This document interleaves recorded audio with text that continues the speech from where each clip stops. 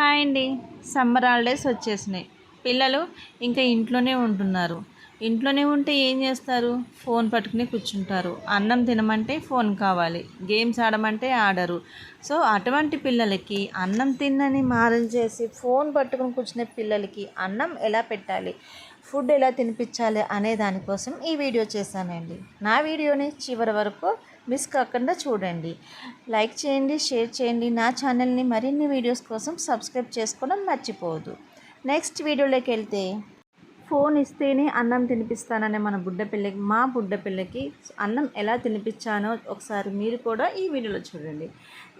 ఈ సమస్య నాది ఒక్కటే దాని కాదు, నా ఒక్క సమస్య కాదు, ప్రతి పేరెంట్ ప్రతి ఇంట్లో ఫేస్ చేస్తున్న సమస్య. హాలిడేస్ వచ్చినాయంట లేదా స్కూల్ అయిపోయినా ప్రతి పిల్లలు వచ్చి ఫోన్ పట్టుకుని కూర్చుంటారు. మనం కూడా ఫోన్ ఇంట్లో అల్లరి చేయకుండా సైలెంట్గా ఉంటున్నారు, లేదా కడుపు నిండా అన్నం తింటున్నారు అన్న వేలో ఆలోచించి మనం ఫోన్ ఇస్తున్నాం. కానీ అది కరెక్ట్ కాదు. మనం వాళ్ళతో కొంచెం టైం స్పెండ్ చేసామంటే వాళ్ళ మైండ్ కూడా డైవర్ట్ అవుతుంది. చూడండి, నేను ఇలా ఒక కలర్ బాక్స్ తీసుకొచ్చి వాళ్ళ స్కూల్లో చెప్పిన విధంగానే సర్కిల్ ఎలా వేయాలి, ట్రయాంగిల్ ఎలా వేయాలి, దానికి ఏ కలర్స్ యూజ్ చేస్తారు అని మా పెద్ద పాపకి ఎక్స్ప్లెయిన్ చేశాను. సో మా చిన్న పాప కూడా వచ్చింది, నేను కూడా చేస్తాను అనేసి. అక్క ఎలా చేస్తుందో చెల్లి కూడా అలానే చేస్తూ సో అన్నం అనేది ఈజీగా తింది. ఫస్ట్ ఇదైతే ఒక గేమ్. మా పాప అయితే ఇంక చెప్పిన పని ఇంకా మొత్తం కలర్స్ అన్నీ అయ్యేంత వరకు ఆగేటట్టు లేదు అన్నట్టుంది. ఇది ఒక్కరోజే కాదండి, ప్రతిరోజు నేను ఇలానే ఇస్తాను. ఆ గేమ్ అయిపోగానే మళ్ళీ కలర్స్ తీసుకుని దాచిపెట్టుకుంటాను. మళ్ళీ ఫుడ్ పెట్టేటప్పుడు అట్లా ఇస్తూ ఉంటాను.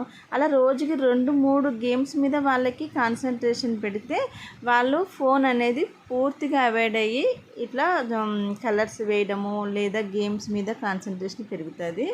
నెక్స్ట్ ఏంటంటే, ఇది ఒకటే కాదు, మీ ఇంట్లో క్యారమ్స్ ఉంటాయి కదా, ఈ క్యారమ్స్ బోర్డ్ కూడా తీసుకున్నాను. ఇది ఇలా ఆడుతూ ఆమెకి ఆడడం రాకపోయినా ఏదో ఒకటి కొట్టింది అని ఎంకరేజ్ చేసి, వావ్ సూపర్ కుట్టావు అని ఎంకరేజ్ చేసి వాళ్ళ చేత అన్నం తినిపించాను. ఒకటి గేమ్ కూడా వాళ్ళకి ఎట్లా ఆడాలని ఒక ఐడెంటిఫై ఉంటుంది. సో నేను కూడా అదే చేశాను. ఇది ఒక గేమే కాదు, నెక్స్ట్ బాల్ ఇంకా వేరే గేమ్స్. కాకపోతే మనం ఒక 1 అవర్ వాళ్ళతో టైం స్పెండ్ చేస్తే వాళ్ళు మన మాట ఈజీగా వింటారు.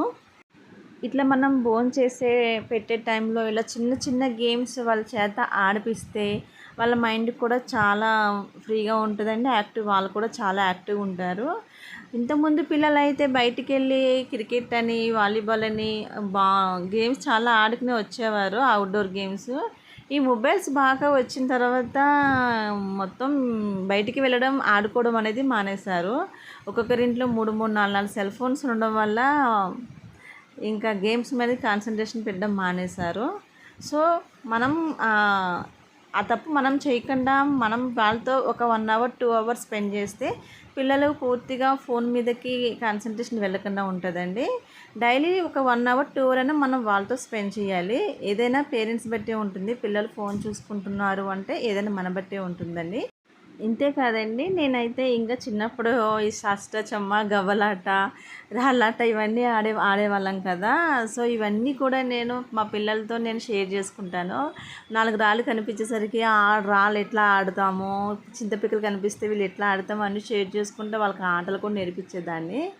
ఇంకా 4 పేపర్లు కట్ చేసి సీతారాముడు అని, స్టార్ గేమ్, ఇట్లా రకరకాల ఆటలన్నీ నేను మా పిల్లలతో ఆడిపిస్తూ ఉంటాను.